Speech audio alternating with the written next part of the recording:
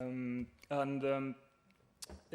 Aitor Seijas, who is going to talk to you about George.R.R. Martin's secondary world from the point of view of spatial articulations, the relations of hegemony, and so on and so forth. Aitor is a PhD student of ours, and we've been working together for the past 3 years now, I think. Yeah. And well into his PhD dissertation, so you have probably reached some profound and very interesting conclusions concerning this issue. Are you ready? Yeah, well, I still have some way to go. But okay, yeah, so this presentation, it actually has a lot to do with my PhD research. Well, as you can see, the title is Spatial Articulations of Relations of Hegemony and Domination in George.R. Martin's Secondary World. There is a lot of this in George.R. Martin's world. But well, just first of all, it's very important to make clear what hegemony is, okay? It's a very complex concept, and I won't give you all the tools to understand it just now, because it's too complex, but just a few notions. So, very summarized, according to the common Gramscian notion of hegemony, this is something that's consensual, but most of the times it's not something positive, between the people and the ruling class. That is, state or a power conditions the people using pre-existing systems such as education, religion, tradition, etc., so as to pass its needs as common sense. Sorry, I forgot to change the slide. Then what the people perceive as common sense is actually a certain configuration of pre-existing values that are promoted or discouraged by hegemonic or counter-hegemonic powers in a way that suits their structural needs. Then Ernesto Laclau, in his book Emancipations, he provides another perspective, and he conceives hegemony basically as a superposition of the interests of one social group over the others, a group which manages to present its needs to the public as the keys for communitarian order or communitarian fullness. So, this means that in the least aggressive form of hegemony, different social groups can be hegemonic at different times, depending on the needs of the historical moment. But this possibility is distinguished when domination is applied by the hegemonic class. So domination is the enforcement of the values of the hegemonic power through pressure or violence, which is more present when the hegemony is weak, because this means that hegemony is not consensual, and force is needed to maintain the interests of the ruling class. So what I find really interesting about this is the fact that these relations of hegemony and domination translate into specific geographical or spatial organizations, because social life produces social space, and literature based on secondary worlds where we can find different races, social groups, classes, movements, provides a very interesting ground for a study in this sense. So, in this analysis, I will first speak about the basic traits of hegemonic relations during the Dawn Age in Westeros, which is the most ancient age that we have accounts of. Then about the general articulation of hegemonies in one of the kingdoms during the timeline of the saga, Song of Ice and Fire.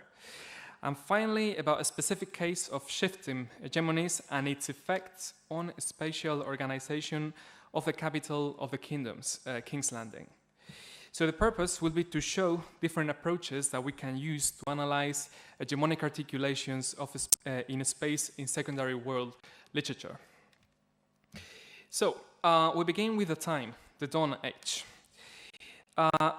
In the world of Ice and Fire, and more specifically in Westeros, the general organization of a space has shifted several times according to hegemonic movements. In the Dawn Age, as it is written in A World of Ice and Fire, which is like a Silmarillion but for George.R.R. Martin's secondary world, on Westeros, from the lands of always winter to the shores of the summer sea, only two peoples existed, the children of the forest and the race of creatures known as giants. Despite both of these peoples being closely attuned to the natural world, their lifestyles were very different, resulting on clashes between them and different spatial articulations. So, first of all, the giants were huge and powerful creatures, but simple, and were always ranging where they would and taking what they wanted. So their social organization was practically non-existent.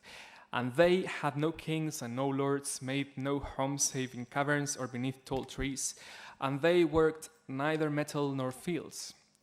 In contrast, the children of the forest lived in society, working tree barks and leaves for garment, wood for the building of bows and small weapons, and building shelters of leaves and withes up in the branches of the trees, a kind of tree towns.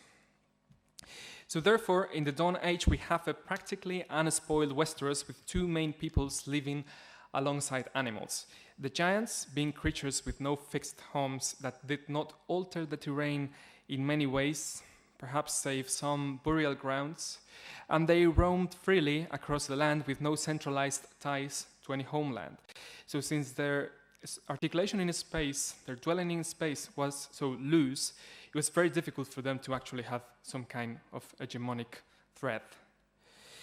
And the children, on the other hand, who did live in society and create towns, but they integrated these structures as well as they could into the natural world, and they claimed no ownership over the land. So, the giants were solitary creatures with no hegemonic networks as such, and therefore had a very loose and mobile spatial organization. Well, the children did have a sort of simple and primal kind of hegemony that was inherently intertwined with the natural world.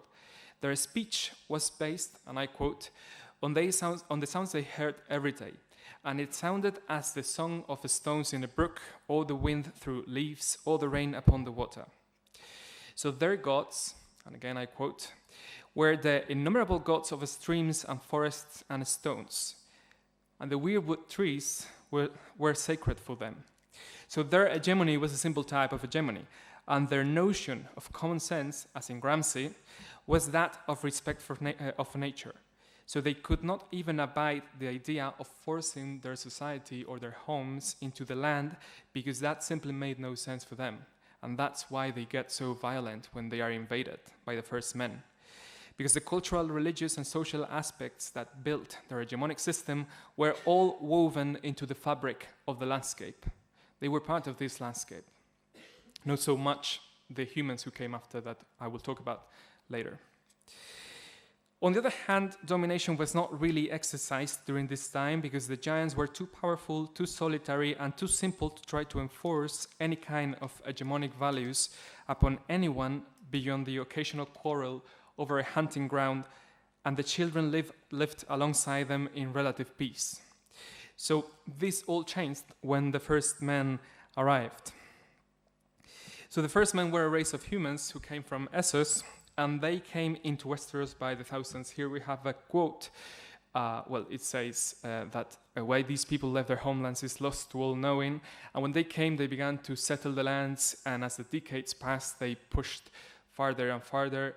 And by the end of the quote, they took to chopping down the weirwood trees, including those with carved faces that were sacred for the children. So now we have a beginning of a process of colonization and a sudden shift in hegemonic powers, plus the exercise of domination by the first men upon the land, and thus the exercise of violence upon the children. Now the first men did not try to assimilate the children into their culture, but rather their initial intention was simply to get rid of them and to be able to establish their society, which was very far from the children's concept of hegemony of the natural world.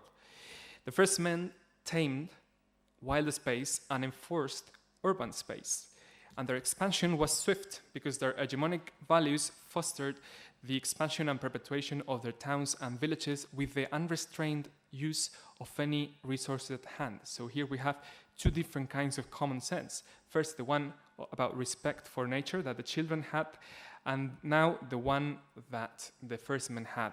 Nature was bestand for them in the sense that Heidegger tells us in the Frage nach der Technik, sorry for my German. So Heidegger, what he calls bestand is just stock stockpiled resources or standing reserve. This was nature for the first men. So this brutal war ended with the pact of God's eye, where the children, knowing that they would lose if they went on with the struggle, because they didn't have the means, they didn't have the weapons, they gave up all the lands of Westeros save for the deep forests, resulting on another shift of hegemonies, where we had several isolated cores where the hegemony of nature prevailed, and the rest where the hegemony of bestand was chief. This was the beginning of the Age of Heroes, where many houses rose and fell, planting the seeds for the seven kingdoms that we know from the saga. And also, after Aegon I's conquest of the seven kingdoms, drawing a very diverse map of spatial hegemonies with different houses and the different kingdoms. So now we leap forward in time, and we will skip many key events because I basically don't have time to analyze all of them. So we skip the long night when the White Walkers come and they just set an kind of eternal winter. Then also we skip the coming of the Andals, the second race of human beings, and the extinction of the Children of the Forest. And now we come to the timeline of the saga. So we start with the kingdom, the north. So the first thing to mention is that the division of power in the seven kingdoms, after Aegon I unified them, is pyramidal. So first we have the king, his house, and his advisors. Then the warden of each of the seven kingdoms and his house. And then the lesser houses that owe fealty to the house of the warden of their kingdom, and above him to the king.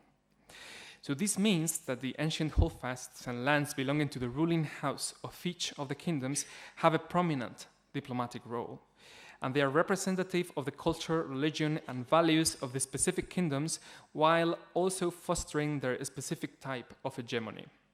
This means that the types of values that sustain hegemony in the north, where the old gods of nature prevail, is different from that of the rich or that of the Iron Islands, where they have a different god of their own.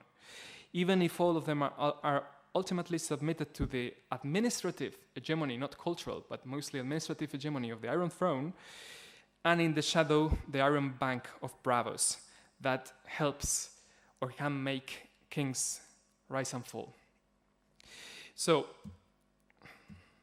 okay, the north, about its geography, it has harsh climate conditions and very scarce resources, resulting on a geographically sparse spatial organization, where the people gather around the richer areas. For example, we have on the wooded area of the west, around the forest, you can see there, Winterfell, Deepwood Moat, Sarwyn Castle, Torrance Square, some very powerful houses. We have the main the holdfast of the main house, Winterfell, on this side.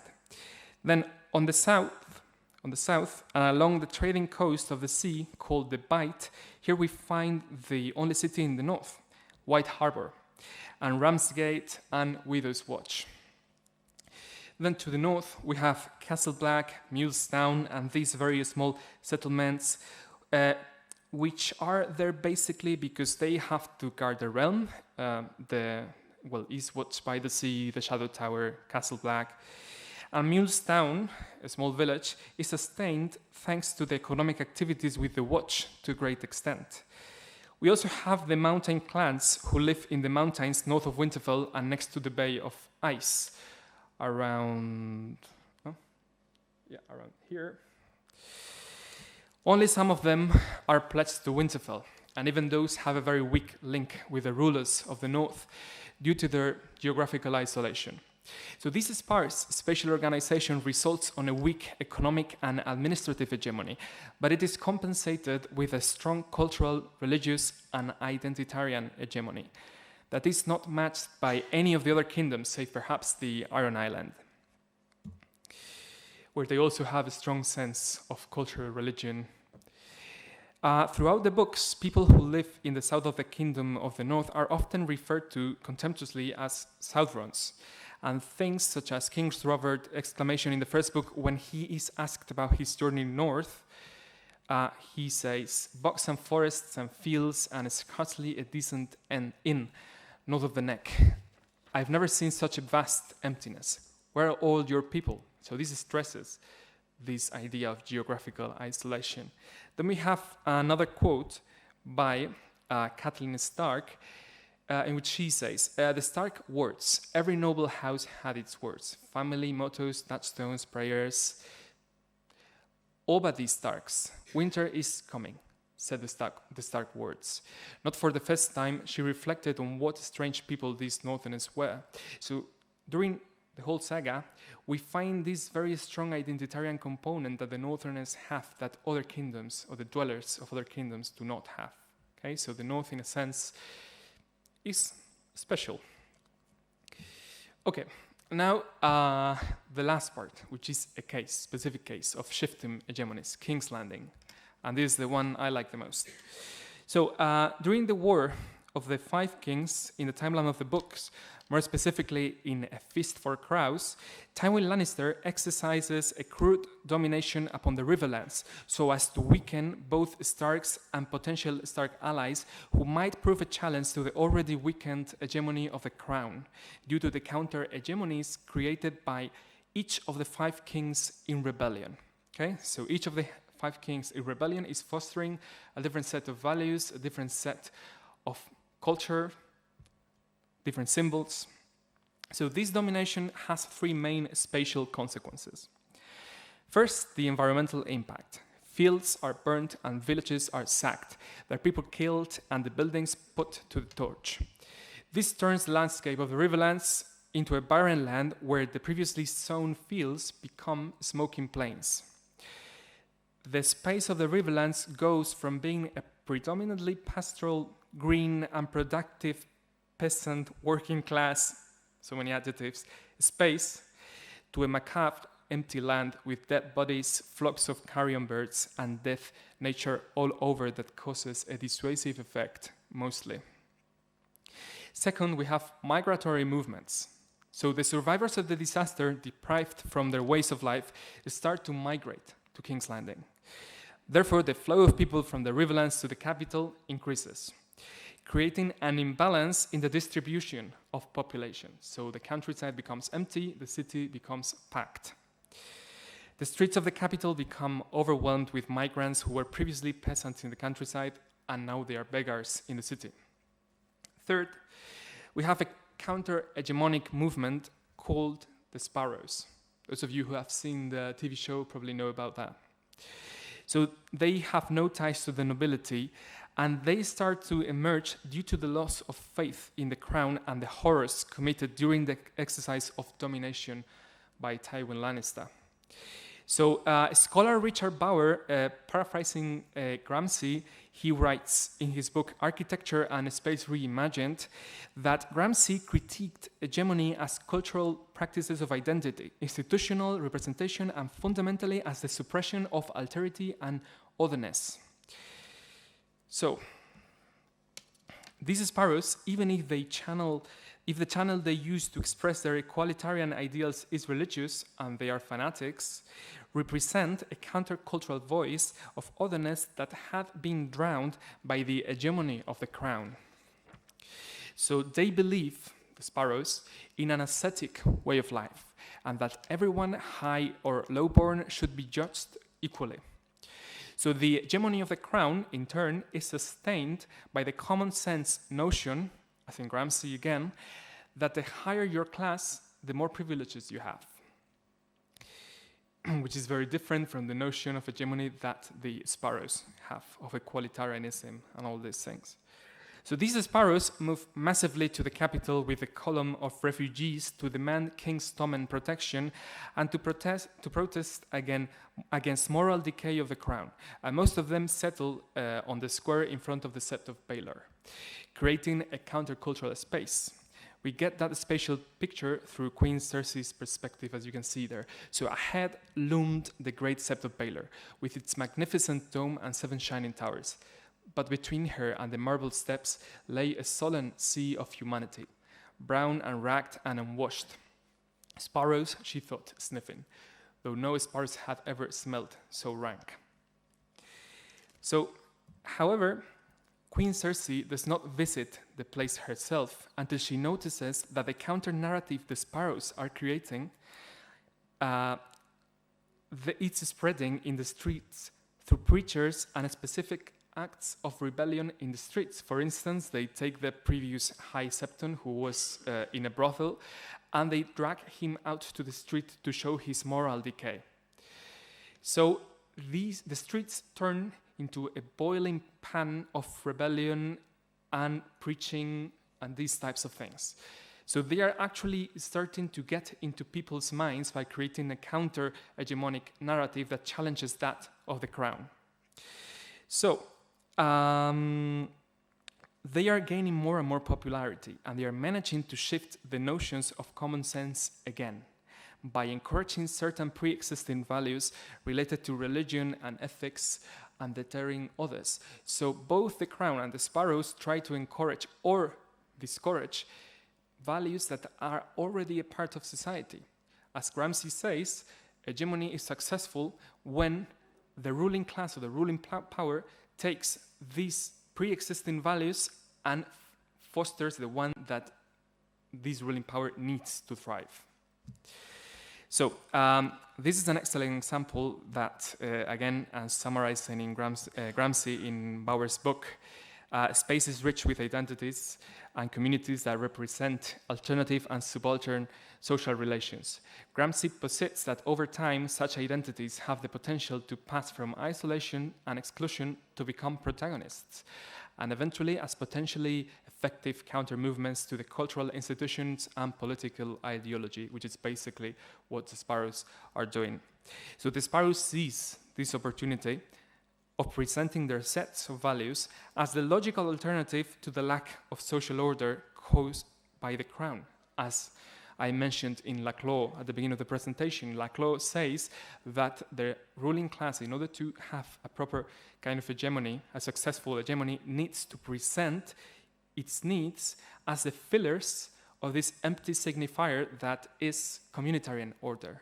Okay? So when there is a lack of communitarian order, there is a ruling class or a class that takes advantage of this and thrives because they are presenting their values as alternative to the pre-existing hegemonic class. So they succeed in creating a shift in the hegemony which is articulated in the streets and squares of the city rather than in the castles and the palaces. That were previously the central core of the hegemony of the crown. So this was the last case, and this is the final part of the presentation. So thank you very much.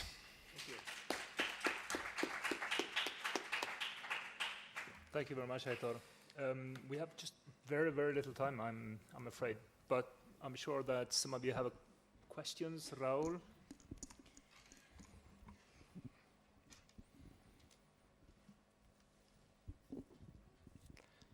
Okay, Aitor. First of all, congratulations. I mean, whenever I listen to you, I always learn something new.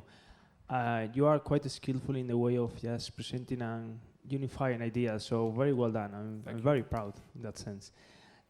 Just two things. First thing is something that just came to my mind all the time.